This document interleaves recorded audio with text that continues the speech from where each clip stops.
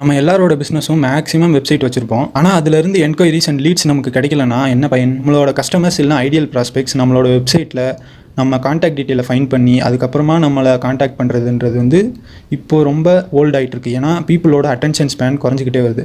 So instead நம்ம வெப்சைட்டே அதை visit பண்ணுறவங்க கிட்ட ஆட்டோமேட்டிக்காக பேசி அவங்களோட டீட்டெயில்ஸை கலெக்ட் பண்ணி நமக்கு அதை ஆட்டோமேட்டிக்காக சென்ட் பண்ணால் எப்படி இருக்கும்?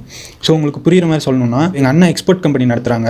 அவங்க என்கிட்ட ஒரு சில இன்ஸ்ட்ருமெண்ட்ஸ் வேணும், நீ வந்து கம்பெனிஸ்க்கு ரெக்யர்மெண்ட் கொடுத்து அதோட டீட்டெயில்ஸ் எனக்கு அமுச்சு விடு அப்படின்னு சொல்லி கேட்டிருந்தாங்க. ஸோ அப்போ நான் நிறையா கம்பெனிஸ்கிட்ட என்கொயரி பண்ணிட்டு இருந்தேன். இப்போது ஒன் ஆஃப் த கம்பெனியோட வெப்சைட்ஸை பார்த்துட்டு இருக்கும்போது திடீர்னு அந்த வெப்சைட்லேருந்து ஒரு பாப்அப் வந்து ஸோ ஆட்டோமேட்டிக்காக என்கிட்ட சேட் பண்ணி உங்களுக்கு என்ன ரெக்யர்மெண்ட் இருக்குது, உங்கள் கான்டாக்ட் டீட்டெயில் என்ன, நீங்கள் எந்த லொக்கேஷன்லேருந்து உங்களுக்கு தேவைப்படுது, இது நீங்கள் எந்த லொக்கேஷனில் இருக்கீங்க, இந்த டீட்டெயில்ஸ்லாம் என்கிட்ட வந்து கலெக்ட் பண்ணிச்சு. நான் ஜஸ்ட் அந்த வெப்சைட்டில் அப்படியே வாட்ஸ்அப்பில் சேட் பண்ணுற மாதிரி சேட் பண்ணிட்டேன்.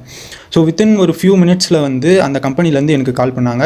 கால் பண்ணி அந்த ரெக்யர்மெண்ட்டும் இப்போ ஃபுல்ஃபில் ஆயிடுச்சு.